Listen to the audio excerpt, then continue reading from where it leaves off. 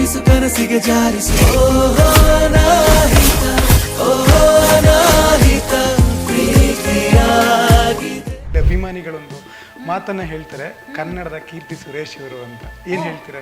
ಕನ್ನಡತಿ ಅಂಕಿತಾ ಅಮರ್ ಅಷ್ಟೇ, ನಾನು ಅದನ್ನಷ್ಟೇ ಹೇಳಬಲ್ಲೆ. ಅದೇ ನಾನು ಕಲಾ ಸೇವೆಯನ್ನು ತುಂಬ ನಂಬ್ತೀನಿ. ಈಗ ಕನ್ನಡ ಅಭಿಮಾನ ಅಂತ ಬಂದಾಗ ಅಭಿಮಾನಿ ಆಗೋದು ಬೇರೆ, ಕಲಾ ಸೇವೆ ಅಂತ ಬಂದಾಗ ಸೇವೆ ಸಲ್ಲಿಸೋದು ಇನ್ನೊಂದು. ಚಲನಚಿತ್ರರಂಗ ಅಂದರೆ ಏನಂತಲೇ ಗೊತ್ತಿರಲಿಲ್ಲ. ಬೇಕಾ ಅನ್ನೋ ಎಷ್ಟೋ ವಿಷಯಗಳು ಕಾಡ್ತಾ ಇರುತ್ತೆ. ಶುದ್ಧವಾದ ವಾತಾವರಣದಲ್ಲಿ ನಾನು ನಟನೆ ಅನ್ನೋದನ್ನು ಕಲ್ತಿದ್ದೀನಿ. ಅದಕ್ಕೆ ಅನುಕೂಲ ಮಾಡಿಕೊಟ್ಟಿದ್ದಾರೆ ಅಲ್ಲಿರೋ ಎಲ್ಲ ಪರಂಬ ಸ್ಟುಡಿಯೋಸ್ನಲ್ಲಿ ಇರೋವಂಥ ಎಲ್ಲ ತಂತ್ರಜ್ಞರು ಅದನ್ನೇ ಮಾಡಿರೋದು. ನನಗೆ ಭಾವನೆಗೆ ಒಳಗಾಗ್ತೀವಿ ಕಲಾವಿದರು ಅಂದರೆ ನಿಮ್ಮೆಲ್ರಿಗೂ ಥ್ಯಾಂಕ್ಸ್ ಹೇಳೋದಕ್ಕೆ ಇಷ್ಟಪಡ್ತೀನಿ. ಆ ಒಂದು ಅವಕಾಶನ ನನಗೆ ಮಾಡಿಕೊಟ್ಟಿದ್ದಕ್ಕೆ, ಹೌಸ್ಫುಲ್ ಶೋಗಳನ್ನ ನೋಡಿದ್ದಕ್ಕೆ ನನಗೆ ತುಂಬಾ ಖುಷಿಯಾಗಿದೆ. ಎಲ್ರಿಗೂ ಥ್ಯಾಂಕ್ ಯು. ನನಗೆ ಬೇರೆ ಯಾವ ಚಿಂತೆನೂ ಇಲ್ಲದೆ ನನ್ನ ಪಾಡಿಗೆ ನಾನು ಇರೋ ಹಾಗೆ ಮಾಡೋದಕ್ಕೆ ಅವಕಾಶ ಮಾಡಿಕೊಟ್ಟಿರೋ ನನ್ನ ಫ್ಯಾಮಿಲಿಗೆ ಥ್ಯಾಂಕ್ ಯು ಅಷ್ಟೇ. ನಮ್ಮ ಅಪ್ಪ ಅಮ್ಮ ಬುಜ್ಜಿಗೆ ಥ್ಯಾಂಕ್ ಯು.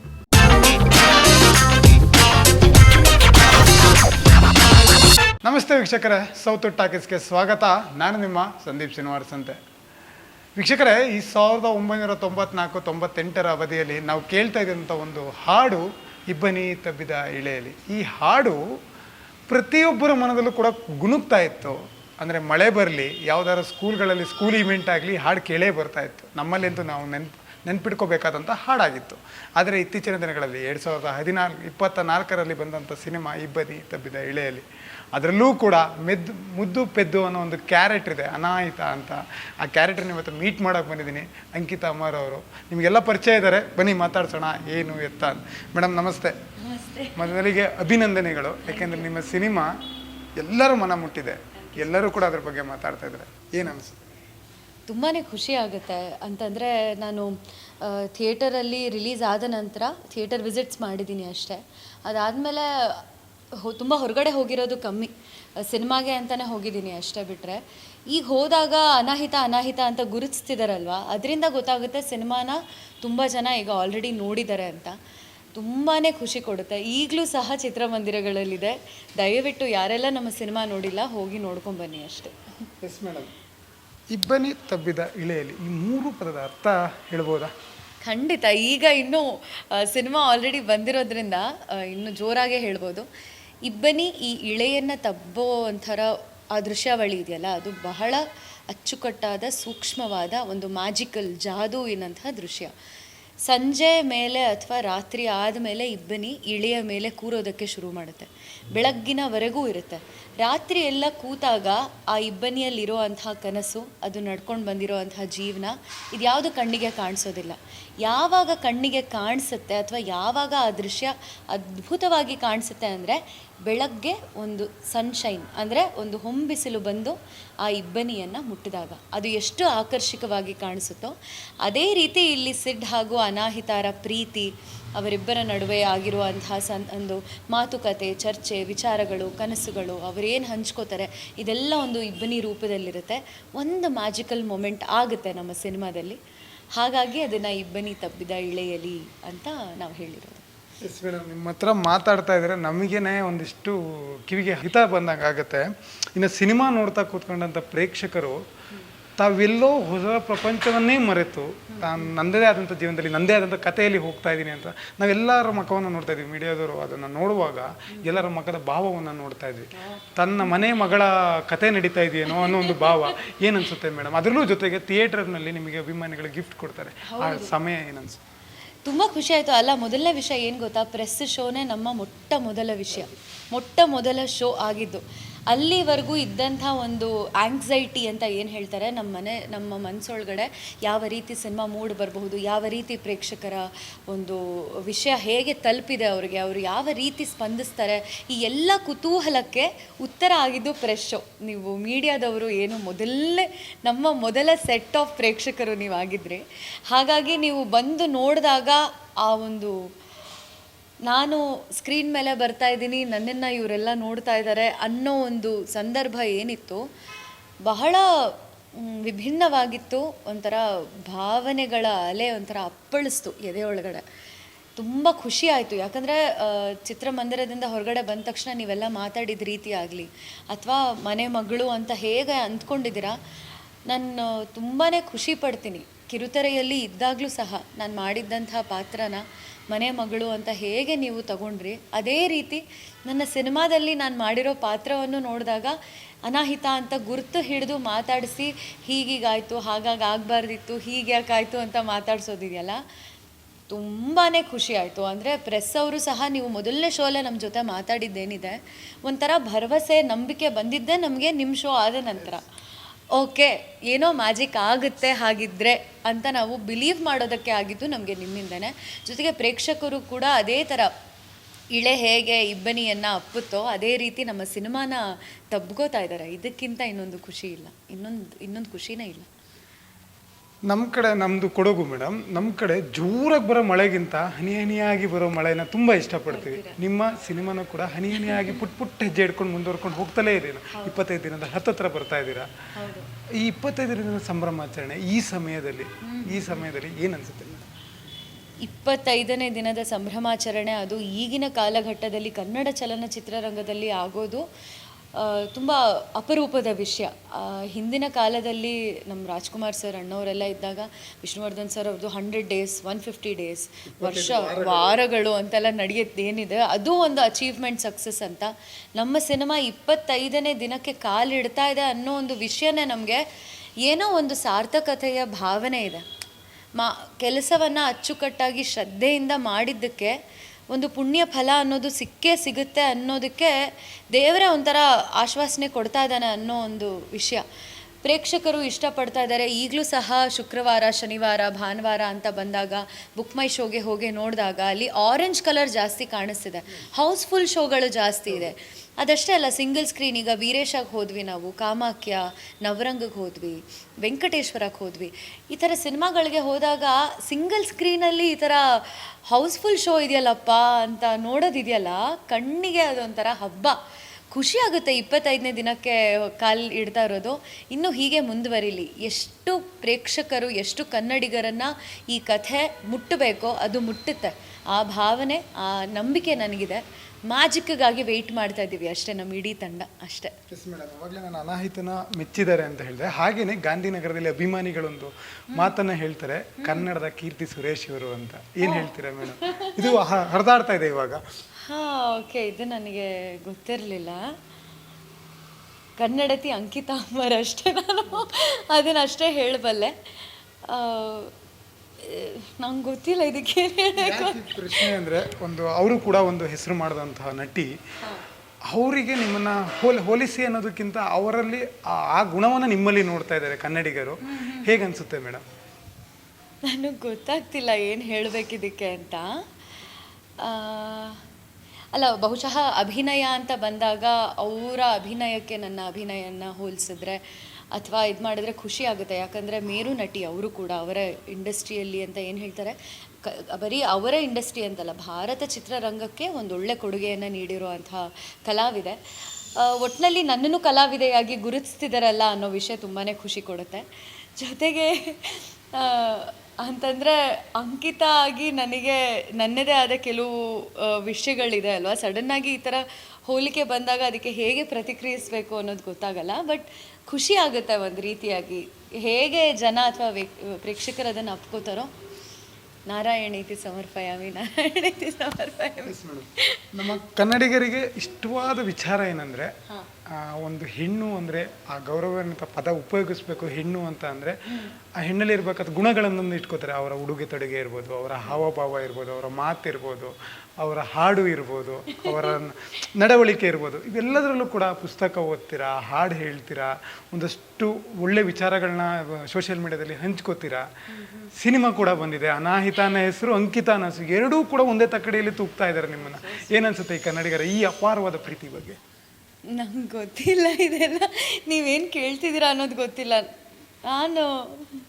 ನಂಗೇನು ಮಾಡ್ಬೇಕು ಅನ್ಸುತ್ತೋ ನಾನು ಅದನ್ನು ಮಾಡ್ತಿದ್ದೀನಿ ಅಷ್ಟೇ. ಯಾಕಂದ್ರೆ ಮೇಡಮ್, ಒಂದಿಷ್ಟು ಸೋಷಿಯಲ್ ಮೀಡಿಯಾನ ನೋಡಬೇಕಾದ್ರೆ ನಿಮ್ಮ ಬಗ್ಗೆ ಬಂದಂಥ ಕಮೆಂಟ್ಗಳಿವೆಲ್ಲ, ಅಂದರೆ ಅನಾಹಿತ ಒಂದು ಕಡೆ ಆದರೆ ಅಂಕಿತಾ ಒಂದು ಕಡೆ, ಇವರಿಬ್ಬರು ಅಷ್ಟು ನಮ್ಮ ಕನ್ನಡಕ್ಕೆ ಒಂದು ಹೆಮ್ಮೆ ಕೊಡ್ತಾ ಇದ್ದಾರೆ ಅಂತ ಏನನ್ಸುತ್ತೆ?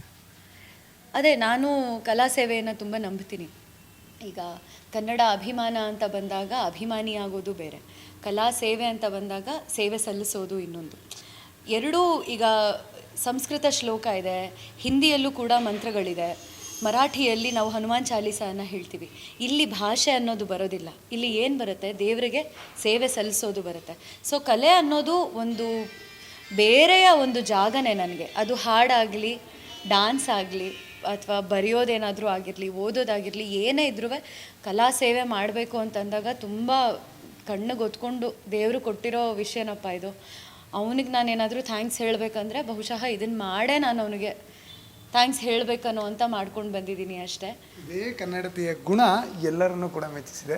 ಎಸ್ ಮೇಡಮ್, ನಾನು ಬಂದ ತಕ್ಷಣ ನೋಡಿದ ಬೋರ್ಡ್ ಇದು, ಇಬ್ಬನಿ ಅಂತ. ಈ ಬೋರ್ಡ್ ಬಗ್ಗೆ ಒಂದು ವರ್ಡಲ್ಲಿ ಹೇಳಬೇಕು ಅಂತ. ಇದು ನಮ್ಮ ಸಿನಿಮಾದ ಪ್ರಾಪರ್ಟಿ. ನನಗೆ ಸ್ವಲ್ಪ ಇದಿದೆ, ಏನಂತಾರೆ, ಗೀಳು ಅನ್ನೋದಿದೆ, ಬಣ್ಣದ ಗೀಳು ಅಂತ ಹೇಳ್ತಾರಲ್ಲ, ಅಬ್ಸೆಷನ್ ಅಂತಾರೆ. ನನಗೆ ಯಾವ್ದಾದ್ರು ಪಾತ್ರವನ್ನು ಮಾಡಿದ್ದೀನಿ ಅಂತ ಹೇಳಿದ್ರೆ ಆ ಪಾತ್ರವನ್ನು ಮಾಡುವಾಗ ನನ್ನ ಸುತ್ತಮುತ್ತ ಇರುವಂಥ ನೆನಪುಗಳೊಟ್ಟಿಗೆ ಬದುಕುವಂಥ ಮನುಷ್ಯಳು ನಾನು. ಹಾಗಾಗಿ ಇದು ನನಗೆ ತುಂಬ ಇಷ್ಟವಾದಂಥ ಪ್ರಾಪರ್ಟಿ. ಈ ಥರ ಸುಮಾರು ಪ್ರಾಪರ್ಟಿ ತಂದಿದ್ದೀನಿ, ಹೇಳ್ದೆ ಕೇಳ್ದೆ ಹಂಗಂಗೆ ಎತ್ತು ಹಾಕೊಂಡು ಬಂದ್ಬಿಟ್ಟು. ಇಲ್ಲ, ನಮ್ಮ ನಿರ್ದೇಶಕರಿಗೆ ಹೇಳಿದ್ದೀನಿ ಒಂದು ಮಟ್ಟಕ್ಕೆ ಏನೇನೆಲ್ಲ ಎತ್ಕೊಂಡು ಬಂದಿದ್ದೀನಿ ಅಂತ. ಆದರೆ ಇದು ನನಗೆ ತುಂಬಾ ಇಷ್ಟವಾದ, ಏನೋ ಗೊತ್ತಿಲ್ಲ, ಇದು ನಮ್ಮ ಮನೇಲಿ ಇಟ್ಕೋಬೇಕು ಅಂತ ನನಗನ್ನಿಸ್ತು ಈ ಇಬ್ಬನಿ ಅನ್ನೋದನ್ನು. ಹಾಗಾಗಿ ತಂದು ಇಟ್ಕೊಂಡಿದ್ದೀನಿ. ಪ್ರಾಪರ್ಟಿ ಅಂದ ತಕ್ಷಣ ನೆನಪಾಯಿತು ಪರಂ ಸ್ಟುಡಿಯೋಸು ನಿರ್ದೇಶಕರೊಬ್ಬ, ಆ ಸ್ಟುಡಿಯೋಸಿಂದ ಬಂದಂಥ ನಿರ್ದೇಶಕರು, ಅವ್ರು ನಿಮಗೆ ಕೈ ಜೋಡಿಸ್ತಾರೆ. ಸಿನಿಮಾಗಣ ನಿಮಗೊಂದು ಒಂದು ದೊಡ್ಡ ಉಡುಗೊರೆನೇ ಕೊಟ್ಬಿಟ್ಟವ್ರೆ ಕನ್ನಡಿಗರ ಮುಂದೆ. ಹೇಗೆ ಅನ್ನಿಸ್ತಾ ಇದೆ ಮೇಡಮ್? ಅವ್ರಿಗೆ ಯಾವ ಥರ ಕೃತಜ್ಞತೆ ಹೇಳೋಕ್ಕೆ ಇಷ್ಟಪಡ್ತಾರೆ? ನಿರ್ಮಾಪಕರು ಅಂತ ಹೇಳಿದ್ರೆ ಸಿನಿಮಾದಲ್ಲಿ ಕೆಲಸ ಮಾಡೋ ಪ್ರತಿಯೊಬ್ಬ ತಂತ್ರಜ್ಞರಿಗಾಗಲಿ ಅಥವಾ ಕಲಾವಿದರಿಗಾಗಿ ಅವರು ಅನ್ನ ಕೊಡೋರು, ಅನ್ನದಾತರು. ಈಗ ಹೇಗೆ ನಮ್ಮ ಮನೇಲಿ ನಮ್ಮ ತಂದೆ ಹೊರಗಡೆ ಹೋಗಿ ಕೆಲಸ ಮಾಡಿ ದುಡಿದ್ರೆ ಮಾತ್ರ ಮನೆಗೆ ಅನ್ನ, ಬಟ್ಟೆ, ನನಗೆ ಬೇಕಾಗಿರೋ ಕಾಸ್ಟ್ಯೂಮು ಅದು ಇದು ಎಲ್ಲ ತಂದುಕೊಡೋದಕ್ಕಾಗುತ್ತೋ, ಅದೇ ರೀತಿ ಒಂದು ಸಿನಿಮಾನ ಮಾಡೋದಕ್ಕೆ ಈ ಥರ ಒಂದು ಕ್ಯಾಮ್ರಾ ಎಕ್ವಿಪ್ಮೆಂಟ್ ಕೊಡೋದಕ್ಕಾಗಲಿ, ಅಥವಾ ಟ್ರ್ಯಾಕ್ ಅಂತ ಹಾಕೋದಕ್ಕಾಗಲಿ, ನಾವು ಹಾಕೊಳ್ಳೋ ಬಟ್ಟೆ ಕೊಡೋದಕ್ಕಾಗಲಿ, ನಲ್ಲಿ ನಾವು ಊಟ ತಿಂಡಿ ವ್ಯವಸ್ಥೆ ಇದೆಲ್ಲ ಮಾಡೋದಕ್ಕೆ ಯಾರಾದರೂ ಖರ್ಚು ಮಾಡಲೇಬೇಕು. ಆ ಖರ್ಚು ಮಾಡೋ ಮನಸ್ಸು ಎಲ್ರಿಗೂ ಬರೋದಿಲ್ಲ. ಹಾಗಾಗಿ ಖುಷಿ ಆಗುತ್ತೆ ಒಂದು ರೀತಿಯಾಗಿ. ಅವರು ಏನು ನಮಗೆ ಕೊಟ್ರಲ್ವಾ ಅದು ವಾಪಸ್ಸು ಪ್ರೇಕ್ಷಕರಿಂದ ಮಾತ್ರ ಕೊಡೋದಕ್ಕಾಗೋದು. ನಾವು ಥಿಯೇಟರ್ಗೆ ಬಂದು ಜನ ನೋಡಿದ್ರೆ ಸಾಕು ಅನ್ನೋ ಒಂದು ವಿಷಯ ಇರುತ್ತೆ. ತುಂಬಾ ಥ್ಯಾಂಕ್ಸ್ ಹೇಳ್ತೀನಿ. ನನಗೆ ಚಲನಚಿತ್ರರಂಗ ಅಂದರೆ ಏನಂತಲೇ ಗೊತ್ತಿರಲಿಲ್ಲ. ಬೇಕಾ ಅನ್ನೋ ಎಷ್ಟೋ ವಿಷಯಗಳು ಕಾಡ್ತಾ ಇರುತ್ತೆ. ಆದರೆ ಇಷ್ಟು ಅನುಕೂಲ ಮಾಡಿಕೊಟ್ಟು ತುಂಬ ಹೆಲ್ದಿ ಅಂತ ಹೇಳ್ತಾರೆ ಗೊತ್ತಾ, ಶುದ್ಧವಾದ ವಾತಾವರಣದಲ್ಲಿ ನಾನು ನಟನೆ ಅನ್ನೋದನ್ನು ಕಲ್ತಿದ್ದೀನಿ. ಅದಕ್ಕೆ ಅನುಕೂಲ ಮಾಡಿಕೊಟ್ಟಿದ್ದಾರೆ ಅಲ್ಲಿರೋ ಎಲ್ಲ ಪರಂಬಾ ಸ್ಟುಡಿಯೋಸ್ನಲ್ಲಿ ಇರೋವಂಥ ಎಲ್ಲ ತಂತ್ರಜ್ಞರು ಅದನ್ನೇ ಮಾಡಿರೋದು. ನನಗೆ ಕಥೆ ಹೇಳಿದ್ರು, ನಟನೆ ಮಾಡೋದು ಹೇಗೆ ಅಂತ ಹೇಳಿಕೊಟ್ರು, ಅನಾಹಿತೆ ಅಂತ ಒಂದೊಳ್ಳೆ ಹೆಸರು ಇಟ್ಟರು ನನಗೆ. ಜೊತೆಗೆ ಈಗ ಪ್ರೇಕ್ಷಕರ ಪ್ರೀತಿಯನ್ನು ಕೊಡೋದಕ್ಕೂ ಕೂಡ ಆ ಒಂದು ವೇದಿಕೆನೇ ಕಾರಣ. ಯಾವಾಗಲೂ ಚಿರಋಣಿ ರಕ್ಷಿತ್ ಶೆಟ್ಟಿ ಸರ್ ಹಾಗೂ ಅವರ ಇಡೀ ತಂಡಕ್ಕೆ ನಮೋ ನಮಃ. ಯಾರು ಯಾವುದೇ ಸಾಧನೆ ಅಂದರೆ ಸಿನಿಮಾ ಮಾಡಲಿ, ಯಾವುದೇ ಕಲೆ ಮಾಡಲಿ, ಸಿಂಪಲ್ಲಾಗಿ ಒಂದು ಗಲ್ಲಿ ಕ್ರಿಕೆಟ್ ಆಡಿ ಗೆದ್ದು ಬಂದ್ರೂ ಮೊದಲು ಅಪೇಕ್ಷೆ ಪಡೋದು ಏನಂದರೆ ನಮ್ಮ ಮನೆಯವ್ರು ಏನು ಹೇಳ್ತಾರೆ, ನಮ್ಮ ಮನೆಯವ್ರ ಉತ್ತರ ಹೇಗಿರುತ್ತೆ, ಅವರ ರಿವ್ಯೂ ಮೊದಲು. ನಿಮ್ಮ ಮನೆಯವ್ರು ಏನು ಹೇಳಿದ್ರು. ಅದ್ರ ತಂದೆ ಕೂಡ ನಟರು, ಹಲವಾರು ವರ್ಷಗಳಿಂದ ಕನ್ನಡ ಇಂಡಸ್ಟ್ರಿಗೆ, ಕನ್ನಡ ಕಿರುತೆರೆಗೆ ಅವರದೇ ಆದಂಥ ಉಡುಗೊರೆ ಕೊಟ್ಟಿದ್ದಾರೆ. ಏನು ಹೇಳ್ತೀರಾ ಮೇಡಮ್? ಏನು ಹೇಳಿದರು? ನನ್ನ ತಂದೆ ಸಹ ಈ ಚಲನಚಿತ್ರದಲ್ಲಿ ಒಂದು ಪಾತ್ರವನ್ನು ನಿರ್ವಹಿಸಿದ್ದಾರೆ. ಹಾಗಾಗಿ ಅದು ಒಂಥರ ಇನ್ನೊಂದು ಖುಷಿ ವಿಷಯ ಹೇಳ್ಕೊಡೋದಕ್ಕೆ.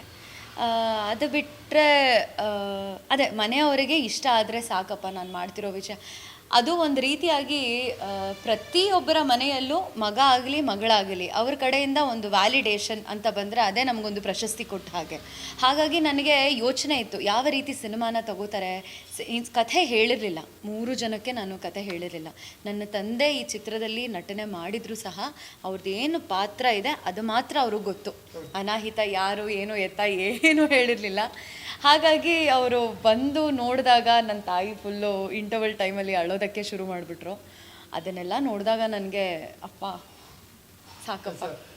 ಪ್ರೆಸ್ ಮೀಟ್ ಮಾಡ್ತಾ ಇದ್ವಿ, ಅವಾಗ ನೀವು ಟ್ರೈಲರ್ ರಿಲೀಸ್ ಆದ ದಿನ ಅನಿಸುತ್ತೆ ಶಂಕರ್ನಾಗ್ ಚಿತ್ರಮಂದಿರದಲ್ಲಿ ನಿಮ್ಮ ತಂಗಿ ಒಬ್ಬರು ಬಂದಿದ್ರು, ಅವ್ರನ್ನ ನೋಡಿ ಭಾವುಕರಾಗ್ತೀರಾ, ಕಣ್ಣು ತುಂಬಿಕೊಳ್ತೀರಾ ಅವ್ರು ಏನು ನೋಡ್ತಿದ್ದಾರೆ ಅಂತ. ಆ ಸಂದರ್ಭ ಮೇಡಮ್, ಯಾಕಂದರೆ ನೀವು ಸ್ಕ್ರೀನ್ ಮೇಲೆ ಬರ್ಬೇಕಾದ್ರೆ ನಮ್ಮೂರು ಏನು ಮಾಡ್ತಿರ್ತಾರೆ ಅನ್ನೋ ಗಮನ ಇತ್ತಲ್ಲ, ಆ ಸಂದರ್ಭ ಮತ್ತೆ ನಿಮ್ಮ ಮೆಲುಕು ಹಾಕ್ಬೇಕಂದ್ರೆ ಯಾವ ಥರ ಇರ್ತದೆ?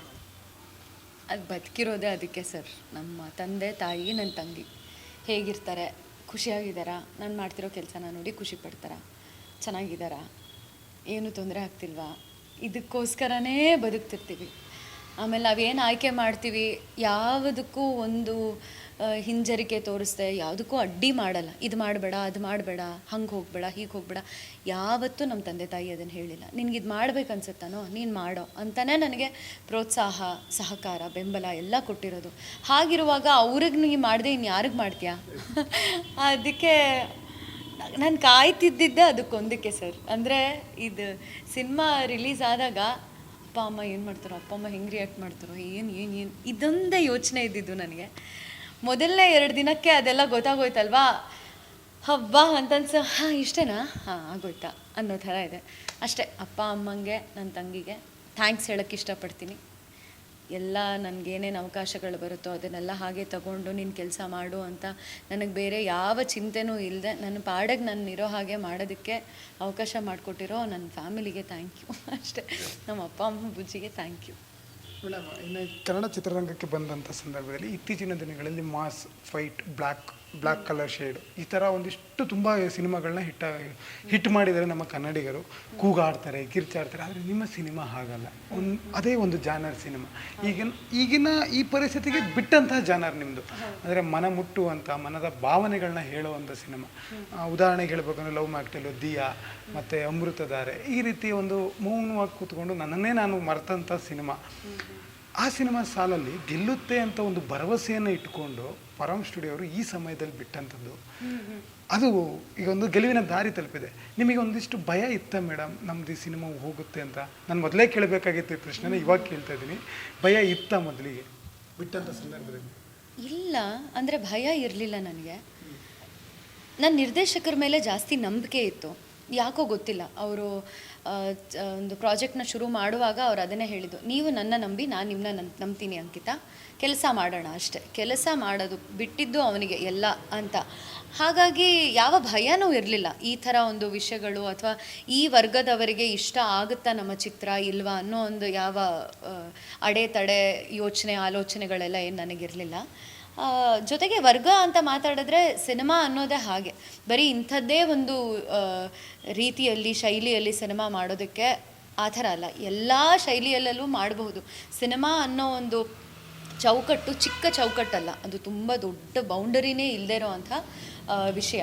ಈಗ ಹಾಡು ಅಂತ ಬಂದಾಗ ನಿನಗೆ ಮೆಲೋಡಿ ಸಾಂಗ್ ಇಷ್ಟನಾ, ಕ್ಲಾಸಿಕಲ್ ಸಾಂಗ್ ಇಷ್ಟನಾ, ಅಥವಾ ದೂರದಿಂದ ಅಂತ ಪೆಪ್ಪಿ ಸಾಂಗ್ ಹಾಡೋದಕ್ಕೆ ಇಷ್ಟಪಡ್ತೀಯಾ? ಹೇಗೆ ಒಂದೊಂದು ಜಾನರ್ನ ಒಬ್ರೊಬ್ರು ವರ್ಗದವರು ಇಷ್ಟಪಡ್ತಾರೆ, ಹೇಗೆ ಇಡೀ ಸಂಗೀತವನ್ನೇ ಹೇಗೆ ಇಷ್ಟಪಡ್ತಾರೆ, ಅದೇ ರೀತಿ ಸಿನಿಮಾನೇ ಇಷ್ಟಪಡೋ ಪ್ರೇಕ್ಷಕರು ಕೆಲವರಿದ್ದಾರೆ, ಸಿನಿಮೋತ್ಸಾಹಿಗಳು, ಸಿನಿಮಾ ಪ್ರೇಮಿಗಳು ಇದ್ದಾರೆ. ಹಾಗಾಗಿ ಯಾವ ಯೋಚನೆನೋ ಅಥವಾ ಆತಂಕ ಇರಲಿಲ್ಲ. ನಮ್ಮ ನಿರ್ದೇಶಕರಿಗೆ ಕೇಳಬೇಕು ಅವ್ರಿಗಿತ್ತೋ ಇಲ್ವೋ ಅಂತ ಅಷ್ಟೇ, ನನಗೆ ಇಲ್ಲ. ನಟನೆ ಅಷ್ಟೇ, ನಟನೆ ಮಾಡಬೇಕು, ಚೆನ್ನಾಗಿ ಮಾಡಬೇಕು ಅನ್ನೋದಿತ್ತು ಅಷ್ಟೇ.